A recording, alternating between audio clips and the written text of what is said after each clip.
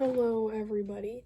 In this video, I'm going to be going over the final steps, or what should be the final steps, of making the Back to the Future 3 diorama. The supplies that you will need are some, ballast sand that looks like it would be in Back to the Future, like a desert scene. Some adhesive, like a spray adhesive, tape, ground foam, scissors, and eyewear. Alright, so the first step of really getting to work on this is going to be putting a thin layer of tape along the top of this so that I don't get the adhesive spray on it, because all I want to spray is the sand whenever I put it down. So just something to keep in mind when doing this process. Alright, I've now gotten all of this tape along the rail except for this back part, which I'm not really as worried about that because that's the side that's going to be at the end where nothing's going to be on, so it doesn't really matter if it gets kind of messed up. And I just ran out of tape. Alright, so it's okay if this goes down to the wood. At the end, I'll take the tape off and then just put little bits under the track. So it's no big deal for that. Alright, so I'm now going to put this and just take that and sprinkle it across all the surfaces.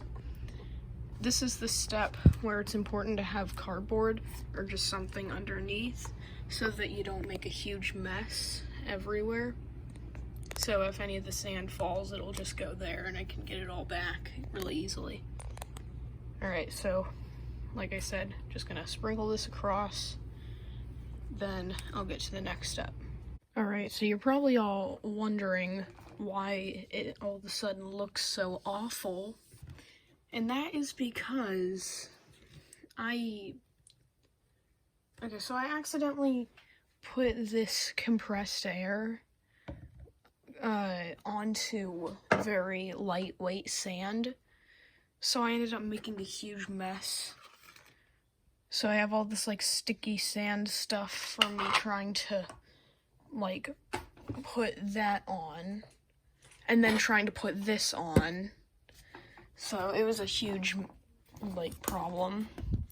So there's been a lot of trial and error in this. Luckily, the sand that's in there has not gotten super goopy.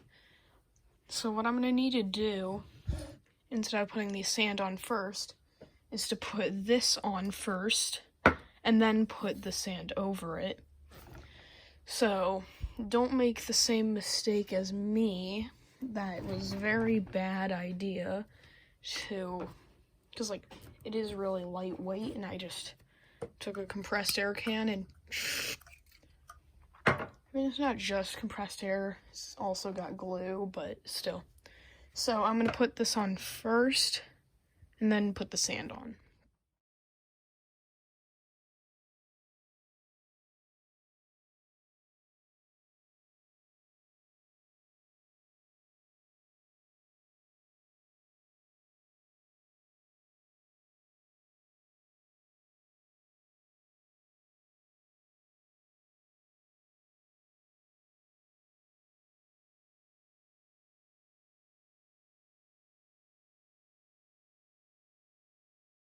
It looks pretty good. I'm gonna do a little bit more touching down the bumps and stuff, but I actually didn't do the whole thing with this.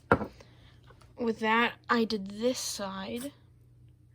With that side, I used Gorilla Glue, and for the middle, I used Elmer's School Glue. So we got more expensive, still pretty expensive, and then really, really cheap. So, ouch. Banged the table a little bit. But it looks fairly realistic, I would say. So I'm gonna let this dry. But right before I do that, I am gonna kind of do a little bit of this stuff. Get it looking a little bit better.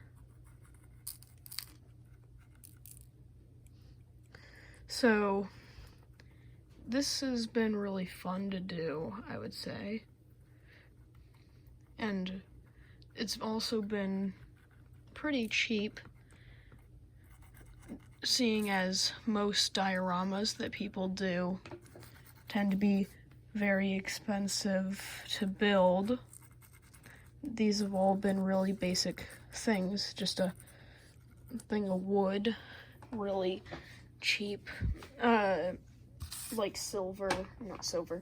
iron rails.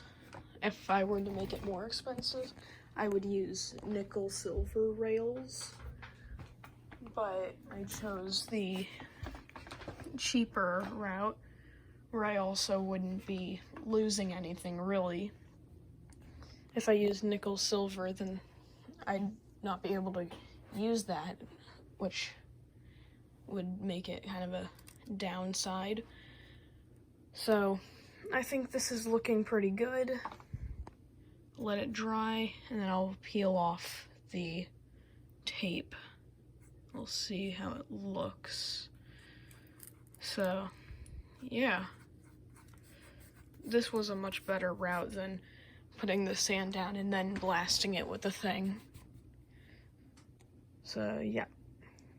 I ended up, whenever I was like going to move this over to the table, I was like picking it up, and then I noticed that the sand was loose on like all of them except the middle.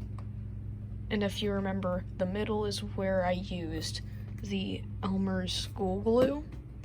So I ended up taking all of this sand and this sand off, and then just using the Elmer's glue for everywhere. So it ended up working, and I think it looks pretty good. I am now going to, oh wait, no, before I take these off, I'm going to put down some more of the little grass bits. So I just have some cheap ground foam, or maybe you could use a sponge if you found a good one to like pull apart. You could use that, but this is what I'm gonna use. Just gonna put it around in some places, and yeah, for right now I just like to look right here and see how that looks really good. So yeah, I'm gonna get to it.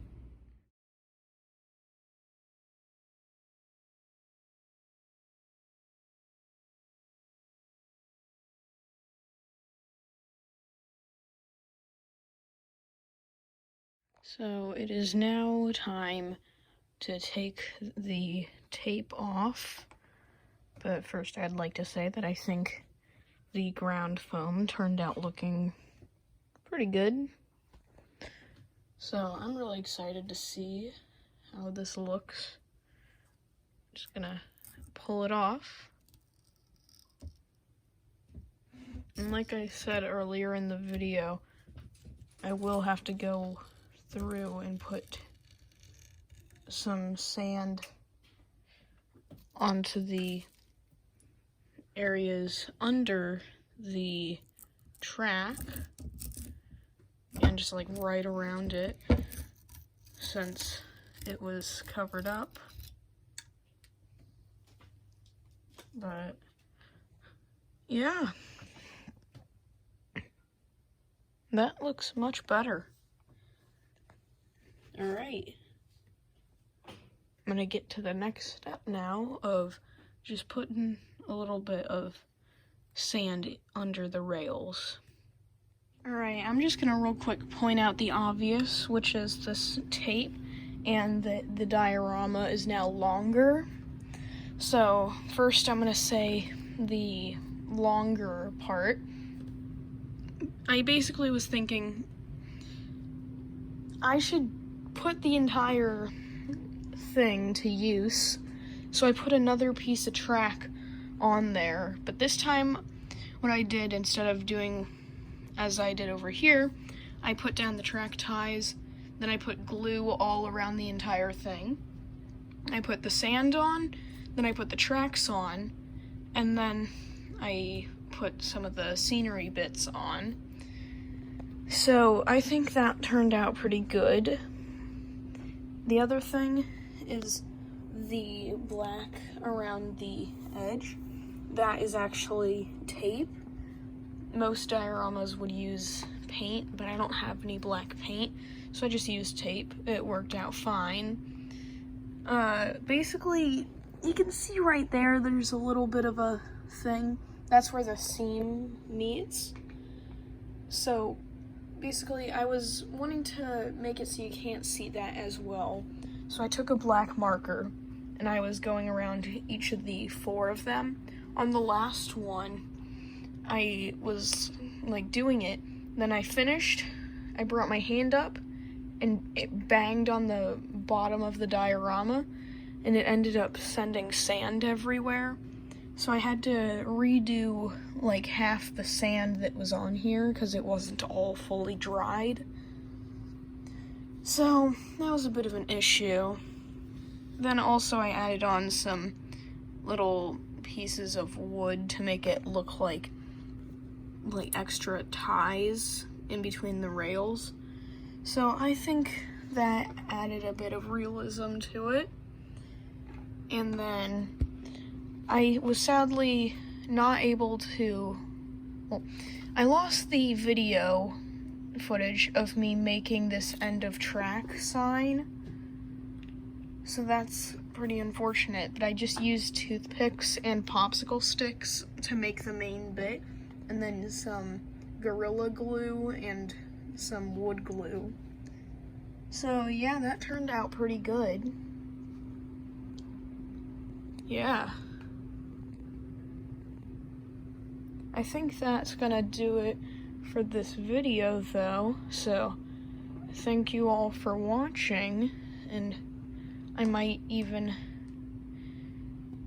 or may not have another video actually, but probably not for a little while on this. My next video is going to be on the train layout. So, yeah. Thank you so much for watching. Goodbye.